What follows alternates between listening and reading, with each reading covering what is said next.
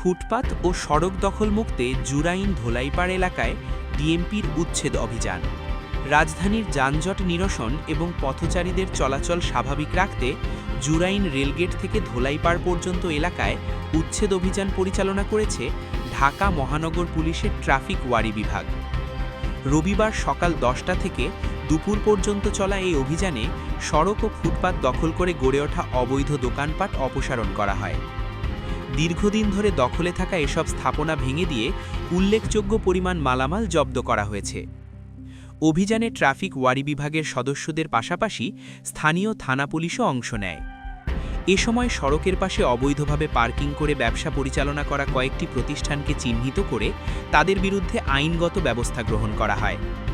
এছাড়া ফুটপাত দখল করে পণ্য সামগ্রী রাখার দায়ে একাধিক দোকানিকে অর্থদণ্ড প্রদান করা হয়। জরিমানার পরিমাণ ছিল 1000 থেকে 3000 টাকা পর্যন্ত।